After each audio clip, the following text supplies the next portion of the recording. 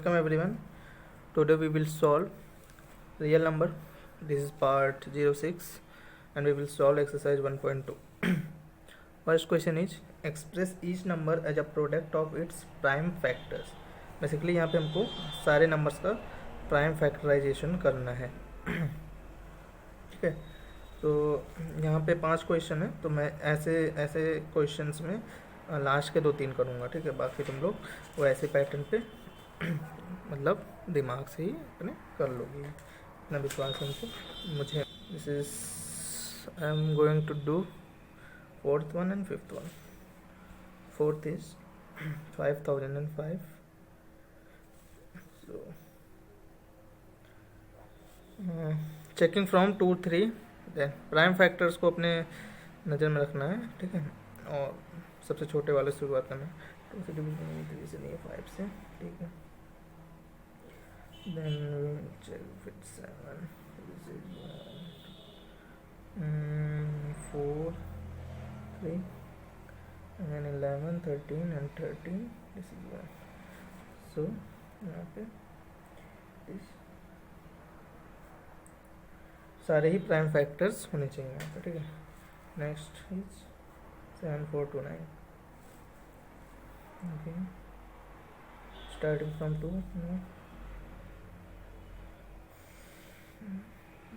This will be divisible by this will be divided by I think 17, 4, 68, 62, 3 and 7, again 19. ये question में देखो ना, pattern बनता है 1700 को, उसके बाद अगले प्राइम नंबर से ही डिविजिबल होगा. मतलब इस ऐसे क्वेश्चन मतलब इस पेपर में ऐसे बना के ही दिया है वो इस बुक में. यहाँ पे देखो अगला. ठीक है,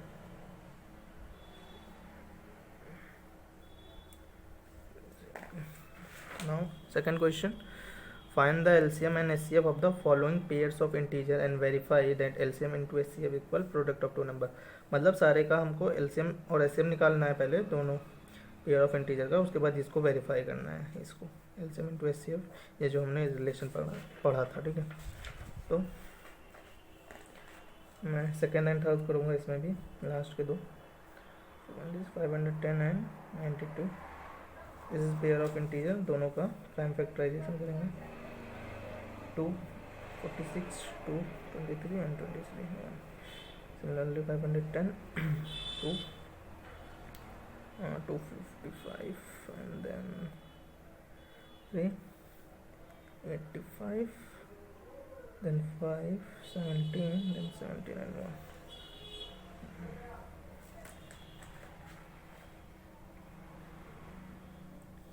110, 2 into 3 into 5 into 17. So from the definition SCF के लिए हम लोग क्या करते हैं, दोनों में कॉमन फैक्टर देखेंगे. तो 2 यहाँ पे कॉमन है, इसको लिख सकते हो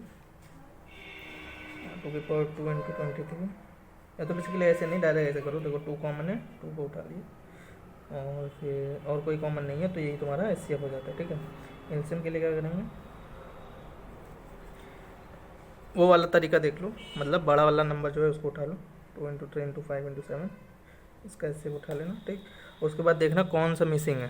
सो 1, 2 2 चाहिए, लेकिन एक ही 2 है, तो एक मिसिंग है. यहाँ से देख रहा हूँ, तो एक 2 और ऐड कर लिया, और 23 भी मिसिंग है, उसको भी ऐड कर लिया. ठीक है, ये तुम्हारा एलसीएम हो जाएगा. 2 into 2 into 3 into 5 into 17 into 23. Okay, कर लेना. 4, 12, 60 into 17 into 23. अगला क्या आता है ये, 1020 into 23. then this is 0, 23 to the, and this come out to be LCM. okay, now moving to third. okay, हमको पहले वो वेरीफाई भी करना है. सो टू वेरीफाई ऐसे लिखेंगे, to verify LCM into SCF equal product of two numbers, 2 integers जो दिए गए हैं. तो हम लोग क्या करेंगे, लेफ्ट हैंड साइड से सॉल्व करेंगे और राइट हैंड साइड को लाने की कोशिश करेंगे. तो लेफ्ट हैंड साइड लिखेंगे यहाँ पे, और एलसीएम जो आया प्राइम फैक्टर उसका ठीक है, प्राइम फैक्टर उठा लेना, मतलब जो प्राइम फैक्टर के फॉर्म में आया है उसको उठाओ, 22 इंटू 3 इंटू 5 इंटू 17 इंटू 23, और जो HCF आया इस तरह से 2। ठीक है, अब यहाँ से तुम आराम से देख सकते हो कि इस 2 और इस 23 को अगर पकड़ो, ठीक है, ये 2 और ये 23, तो ये 92 बनाता है, और अगला वाला ये पकड़ो तो क्या बनाएगा तुम्हारा 510। ठीक है, तो hence LHS equal RHS। Okay, इस तरीके से हर क्वेश्चन में तुमको प्रूव करना होगा। मूव करेंगे थर्ड में क्या है, पेयर ऑफ इंटीजर 3, 3, 6 एंड 54 का करेंगे 2, 27, 3, 9, 3, 3, 3, 1, 3, 3, 6 का करेंगे 2, 1, 6, 8, 2, 84, 2, 42, 2, 21, 3, 7, 7 एंड 1, तो 54 हो गया। 2 इंटू 3 इंटू 3 इंटू 3 इंटू 3 6 हो गया। 2 इंटू 2 इंटू 2 इंटू 2 तो 3 इंटू 7। HCF के लिए हम देखेंगे, ठीक है, 2 देन 3 एंड और कोई मैच नहीं कर रहा, तो ये 6 हमारा इससे बजाएगा। LCM के लिए सिंपल बड़ा उठाएंगे 336 का। फिर देखेंगे कौन सा मिसिंग है, तो 1 2 चाहिए, 1 2 है यहाँ पे, और 3 3 चाहिए, तो यहाँ पे देखेंगे 1 3 है तो 2 3 यहाँ पे और एक्स्ट्रा ऐड कर देंगे। तो 2 2 4 2 8 2 16, this is 7 and this is 3 3 9 27, so this is 112 into 27,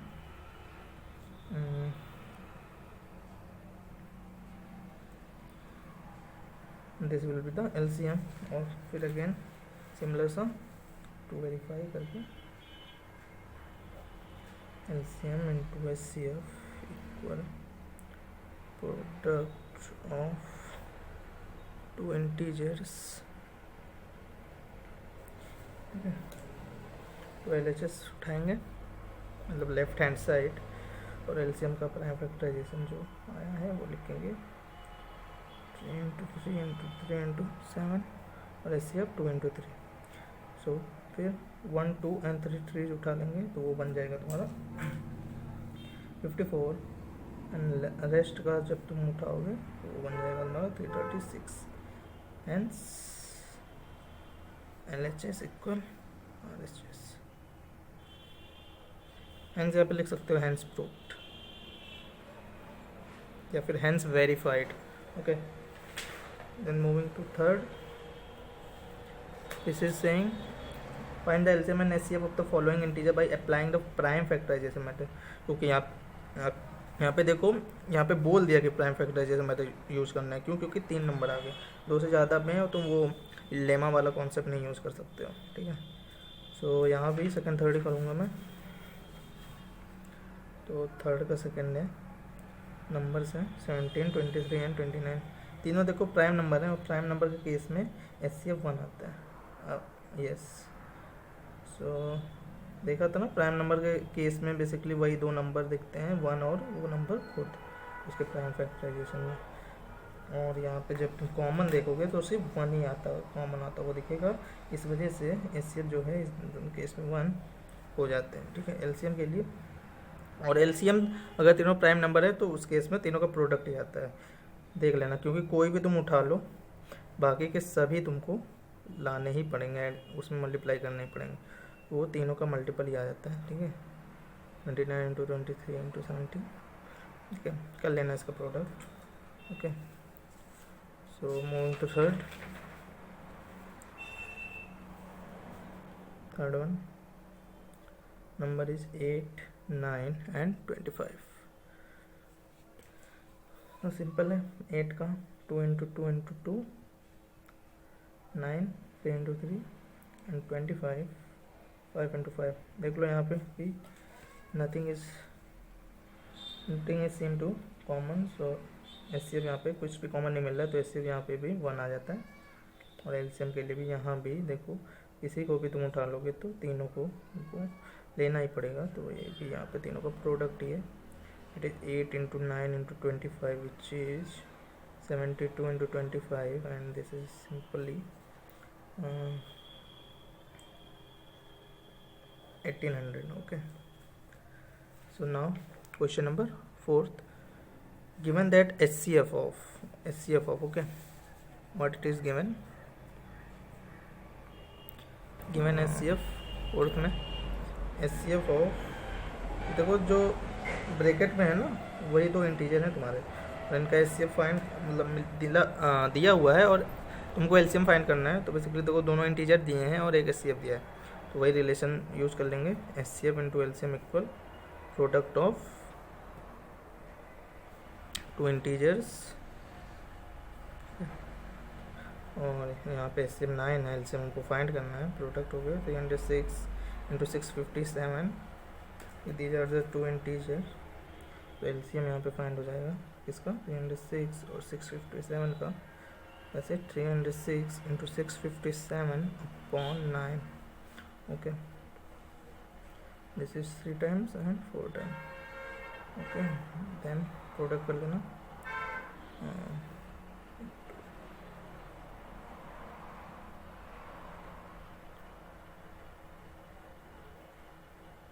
3 3 2 2 this come out to be इसमें। ओके, एक बार चेक कर लेना तुम लोग। फिर क्वेश्चन नंबर 5, चेक वेदर 6 की power n can and with the digit 0 for any natural number n, कि मतलब चेक करो कि 6 की पावर n कभी भी क्या डिजिट 0 के साथ एंड कर सकता है कोई भी नेचुरल नंबर n के लिए। तो वही सिमिलर सा एग्जाम्पल वाला क्वेश्चन है, ठीक है। तो बेसिकली यूनिट डिजिट मतलब 0 पूछ रहा है कि 6 की पावर n के कौन सा ऐसा नेचुरल नंबर n है जिसके लिए यूनिट डिजिट इस नंबर का हमको 0 मिले, ठीक है। तो बिल्कुल सिमिलर सा केस है। यहाँ पे हम क्या कर सकते हैं, इसका प्राइम फैक्टराइजेशन कर सकते हैं। कैसे, 6 को तोड़ सकते हो 2 into 3, ठीक है, पावर n, और ये लॉ ऑफ एक्सपोनेंट से इस तरह से ब्रेक हो जाएगा। और this is basically 2 into 2 into 2 n times, ठीक है, n times into 3 into 3 into 3 n times, ठीक है।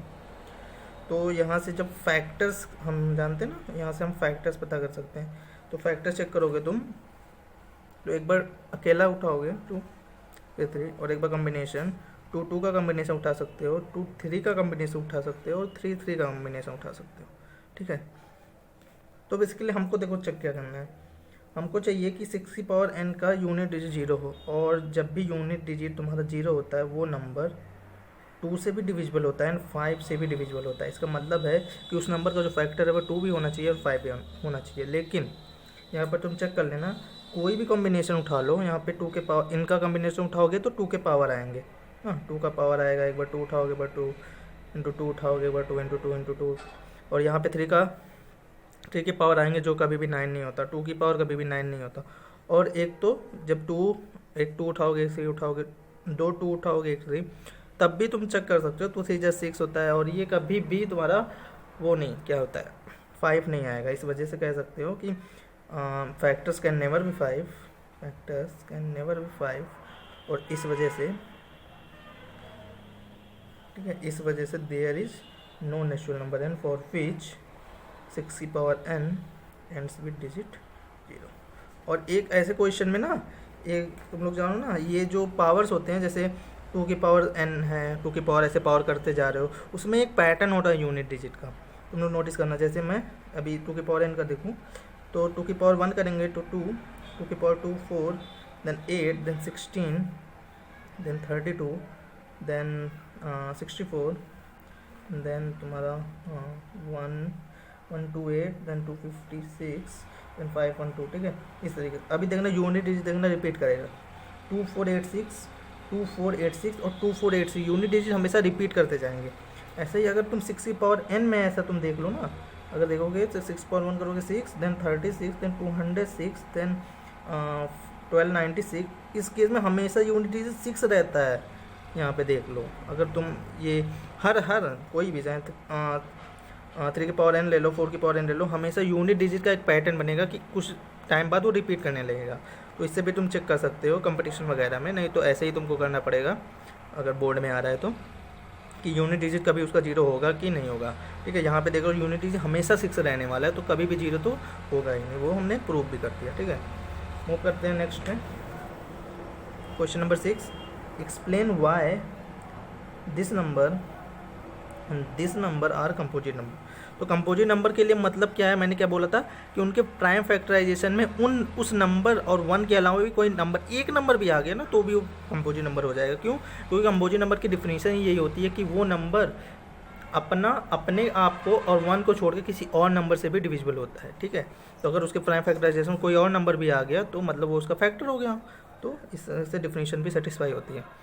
तो 5th क्वेश्चन में नंबर लेंगे दोनों, 7 × 11 × 13 + 13 पहला है, दूसरा नंबर है 7 × 6 × 5 × 4 × 3 × 2 × 1 + 5। ओके, अब देखो क्या कर सकते हैं इसमें। तो यहाँ पे देखो ये क्या लिखा है, a × b × c + c आराम से कॉमन आते हुए देख रहा है। अगर इसको तुम ऐसे लिख लो a b c + c, तो यहाँ से आराम से c को कॉमन लेके ab + 1 कर सकते हैं। सिमिलरली यहाँ पे 13 को कॉमन लेंगे, 13 7 × 11 + 1 and this is a integer, चाहे इसको सॉल्व कर लो, 77 + 1 78। सो बेसिकली जो ये नंबर है, जो हम नंबर कर रहे हैं, ये 13 का मल्टीपल है, मतलब इसका फैक्टर देख लो अगर तो 13 है, इसका फैक्टर 13 है, और 78 भी इसका फैक्टर है, प्राइम फैक्टर नहीं है 78, बट 13 एक देखो एक फैक्टर तो मिल गया यार। तो ये कंपोजिट नंबर इस तरह से प्रूव हो सकता है, प्रूव हो जाता है, मतलब हो सकता है, क्या होता है, कंपोजिट नंबर है वो। ठीक है, तो लिखोगे क्या, we have 13 as a factor, as one of the factor of given number, as one of the factor of given number, hence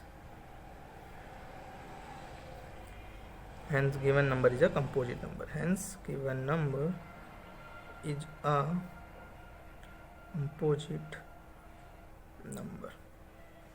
okay, similarly यहाँ पे क्या कॉमन आते हुए दिख रहा है, 5 आते हुए दिख रहा है ना, 5 कॉमन ले लो, ये हो जाए 7 × 6 × 4 × 3 × 2 + 1, सॉल्व कर लेना, दिस इज 42, 84 × 12 + 1 is 5, yes 84, 5 × 1009। ठीक है, so we have 5 as one of the factor of given number, hence given number is a composite number। okay, दोनों फैक्टर भी लिख सकते हो, we have 5 and 1009 as a factor, hence the given number is a composite number। okay, तो 7th में move करते हैं। 7 में बोला है there is a circular path, एक सर्कुलर पाथ है यहाँ पे अराउंड अ स्पोर्ट्स फील्ड। ठीक है, स्पोर्ट फील्ड के चारों तरफ एक सर्कुलर सा पाथ है, सर्कुलर मतलब यहाँ पे एक रास्ता है ऐसा। ठीक है, सोनिया, एक लड़की है Sonia, takes 18 minute to drive one round of the field. मतलब अगर यहाँ ए से वो शुरू कर रही है तो घूम के ए पे आने के लिए 1 राउंड के लिए उसको 18 मिनट लगते हैं। किसको? सोनिया को 18 मिनट लगते हैं। इसी तरह रवि को takes 12 minute for the same, मतलब इसी चीज़ के लिए, मतलब वो भी ए से स्टार्ट करके फिर ए पे पहुँचेगा तो वो 12 मिनट लेता है। ठीक है, suppose they both start at the same point. कह रहा है कि सपोज कर लो कि दोनों ही स्टार्ट करते हैं सेम पॉइंट, मतलब ए से लेट सपोज करते हैं दोनों स्टार्ट करते हैं, and at the same time, मतलब जैसे मान लो 12 हुए या फिर स्टॉप वॉच लेकर कोई खड़ा है तो सेम टाइम पे दोनों ही, जैसे 0 वो क्लिक किया स्टार्ट किया स्टॉप वॉच, ऐसे दोनों ही मूव किए and go in the same direction, मतलब ये भी इधर मूव कर रहा है तो वो भी इधर ही मूव कर रही है, सेम डायरेक्शन में ही वो लोग दौड़ रहे हैं, वॉट एवर जो भी कर रहे हैं। After how many minutes will they meet again at the starting point, मतलब जैसे है कि सोनिया 18 मिनट लगा रही है और रवि सिर्फ 12 मिनट लगा रहा है। इसका मतलब जैसे घड़ी में 12 मिनट हुए, रवि यहाँ पे आ गया और लेकिन सोनिया अभी यहीं कहीं होगी क्योंकि वो 18वें मिनट में आएगी। ठीक है, सोनिया पीछे रहेगी।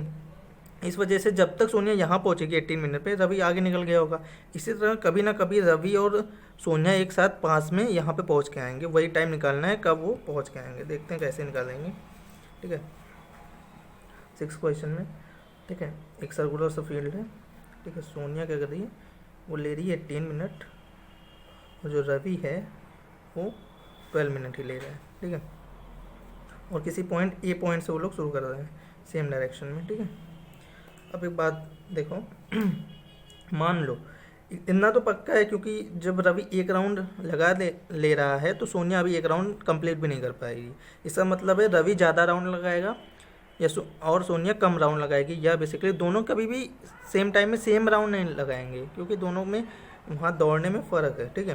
तो मान लेते हैं अगर वो टी टाइम पे इसी टी मिनट बाद अगेन ए पे मिल रहे हैं, तो इसका मतलब है रवि और सोनिया ने कुछ राउंड अपने कंप्लीट किए। मान लेते हैं रवि ने कंप्लीट किए x number of round, x round उसने यहाँ पे लगा लिया उसका, ठीक है। और सोनिया ने वाई राउंड कंप्लीट किए जब वो अगेन ए पे मिल रहे हैं दोनों, ठीक है। तो अगर मान लो एक राउंड में सोनिया की बात कर रहा हूँ यहाँ पे, सोनिया का एक राउंड में अगर सोनिया 18 मिनट लगा रही है तो एक्स राउंड में वो एक्स राउंड में कितना टाइम लगाई होगी, 18 टाइम्स एक्स मिनट, ठीक है। मतलब 18x मिनट बाद वो ए पे यहाँ पर पहुँची है। और रवि भी सिमिलरली, रवि यहाँ पे क्या है, एक राउंड में अगर 12 मिनट लगा रहा है, ठीक है, एक राउंड में 12 मिनट। सो अगर वो वाई राउंड ओ यहाँ पे उल्टा हो गया तो यहाँ पे एक्स कर लेते हैं क्योंकि रवि का है, और यहाँ पे वाई सोनिया का, तो ये 18y मिनट हो जाएगा। और ये एक्स राउंड के लिए 12x मिनट लगाता है रवि। लेकिन मैंने क्या माना है, टी मिनट बाद वो दोनों ही ए पे पहुँचे हैं, और यहाँ से निकल के आ रहा है कि 18y मिनट बाद वो ए पे पहुँचे हैं, और यहाँ निकल के आ रहा है 12x मिनट बाद वो लोग पहुँच रहे हैं। मतलब बेसिकली ये तीनों इक्वल हैं, ठीक है, क्योंकि वहाँ पे पहुँचने की बात हो रही है। तो मैं लिख सकता हूँ T equal 18y and T equal 12x also. तो यहाँ से क्या निकल के आ रहा है कि जो टाइम है, ठीक है, जिस टाइम के बाद वो दोनों अगेन मीट करेंगे, जो मैंने टी माना है, वो 18 का मल्टीपल है। समझ में आया, क्योंकि वाई भी एक इंटीजर ही होगा क्योंकि मिनट ले रहे हैं हम लोग। और सिमिलरली टी यहाँ पे 12 का भी मल्टीपल है, मतलब टी वो कॉमन मल्टीपल होगा किसका 18 एंड 12 का। इतना समझ में आया, ठीक है। अब कॉमन मल्टीपल का ये मैं अभी समझा रहा हूँ, भी लैंग्वेज कैसे बनाते वो देखते हैं। 18 एंड 12 का टेबल लिखेंगे 36, 54, 24, 36, ठीक है। तो देख लिया मैंने। और अगर लिखूँ मैं 72, 90, 108, तो सिमिलरली यहाँ पे 48, 60, 72, तो यहाँ पे कई सारे कॉमन निकल के आ रहे हैं। यहाँ पे 84, 96, 108 अगेन आता कई सारे। तो बेसिकली जैसे ही 36 मिनट होगा, रवि कितना, क्योंकि एक राउंड में 12 मिनट लगा रहा है, मतलब रवि 3 राउंड कंप्लीट करके ए पे होगा। और 36 मिनट में ही सोनिया भी 2 राउंड, क्योंकि एक राउंड में 18 मिनट लगा रही है, 2 राउंड में 2 राउंड 36 मिनट बाद 2 राउंड कंप्लीट करके वो ए पे होगी। बेसिकली हमको यहाँ समझ में आ रहा है कि एलसीएम मतलब लोवेस्ट कॉमन मल्टीपल अगर ले लें हम टाइम का, तो पहला टाइम मिल जाएगा जब दोनों अगेन ए पे मीट करेंगे, दैट इज़ 36 मिनट यहाँ पे आ रहा है, जो कि एलसीएम है किसका, 18 एंड 12 का। तो बेसिकली हमको यहाँ पे डायरेक्ट एलसीएम निकाल के आंसर लिख देना है, ठीक है। ये समझने का तुम्हारा वो था। सो लैंग्वेज बना लोगे या लैंग्वेज बना है, ठीक है। अगर लैंग्वेज बना लोगे तो लीव कर सकते हो, नहीं तो मैं लैंग्वेज बना रहा हूँ यहाँ पे। तो यहाँ पे क्या लिखेंगे, time taken by Sonia to complete 1 round will be 18 minutes, and time taken by Ravi to complete 1 round is equal 12 minutes. Okay, let after t minute बाद they both meet again,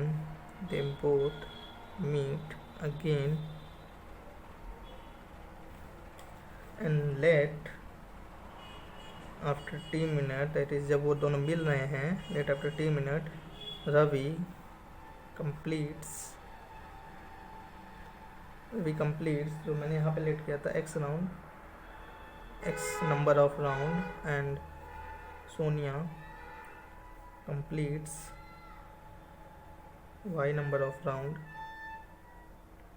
Then we have what, 18x 12x equal t, and 18y equal t. Here we get t to be common multiple of 12 and 18. So for the first time they meet again,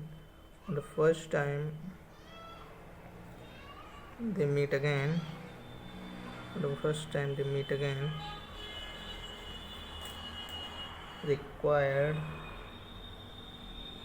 time t is LCM of 12 and 18, which will come out to be 36 minutes.